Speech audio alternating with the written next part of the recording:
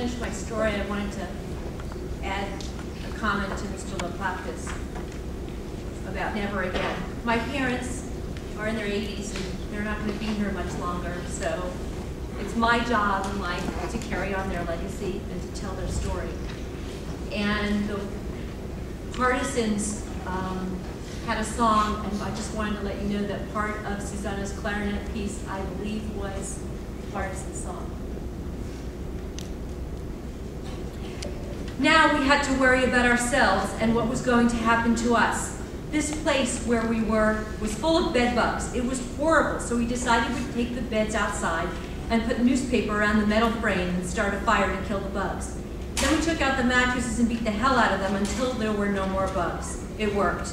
Now, after staying here for 2 months, we heard that the French government did not want us either, and we might also be shipped to Auschwitz. A few of us decided to escape who were close to 14. One night when the police were getting drunk, we went out the window and hid until morning. We then headed for the Jewish agency the next morning to get some money in order to take the train to a chateau in central France where there was an orphan home run by an organization called OSE, Organization to Save the Children. As we got to the train station, we were spotted by the police and returned to the detention center. But now we knew if we stayed here, it was going to be very bad for us. We decided not to wait, and next time the police got drunk, we decided to escape one more time. But this time we were a lot more careful. When we got to the railroad station, we managed to get on the train. We stayed at a chateau called Majelier. There were lots of children there already. This is where I met a girl named Edith, and I liked her very much. But that did not last too long, because the Germans were looking all over for us. One day the French soldiers came looking for us, but we were notified in advance by a Frenchman, so we were prepared to disperse in the woods, and they didn't catch us. The Jewish agency helped to place most of the children with good French people. In February 1943, I was placed in a correction home in a small village where only the director knew that I was Jewish. She took me the day after I arrived to City Hall. She knew the mayor very well, and he filled out my new French identity card with my new false name, Claude Lambert. I supposedly was born in some bombed-out village in an area called Alsace on the French-German border. I had to cook there and chop wood and do a lot of other chores. After several months, the Gestapo came looking for me, and the director hid me in the basement. Luckily, they didn't find my hiding place. The Jewish agency was now working illegally with the French resistance or underground called the Maquis. A few days later, the director told me it was too dangerous to stay in the correction home, and she had made contact with the French underground in order for me to join until the liberation of France. I learned how to use a gun and how to use explosives against the Germans.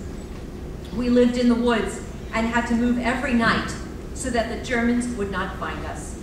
Our job was to attack the last truck of every convoy and blow up the rails where the trains passed.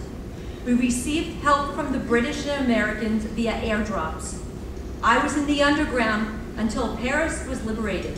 Then I rejoined the Jewish organization OSE, who placed me in another orphanage outside Lyon, France. There I made a lot of friends.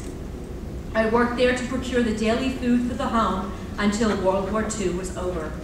After the war, the Jewish organization OSE transferred me to another home near Paris. I got myself a job in Paris to learn how to make ladies' handbags. At night, I went to a trade school called ORT to learn electronics. This was from 1945 to 1946. In 1946, I received my visa from my uncle in New York, who originally did not know if I was dead or alive. He was my mother's oldest brother. At the end of August, I left for the United States from Marseille with 67 other orphans. We were on a French troop ship called the Athos II, and we arrived in New York September 7th. In January 1947, I went with some of my friends to the Museum of Modern Art in Manhattan. When we came out of the museum, we were talking together as to where we should go next.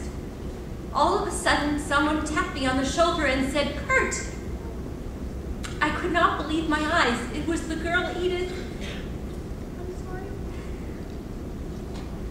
who I liked so much in the orphan home. Well, you can imagine, I asked her for her phone number, and we went steady after that.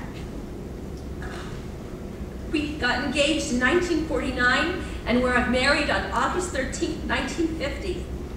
Not long after that, I was drafted into the Army during the Korean War. I spent 9 months over the 38th parallel fighting the North Korean and Chinese. When I returned from Korea, I was able to go back to my job that I had when I left. From 1967 to 1989, I worked for Grumman Aerospace as an engineer. I worked on the Apollo, and my name is on a plaque on the surface of the moon, along with several hundred other engineers.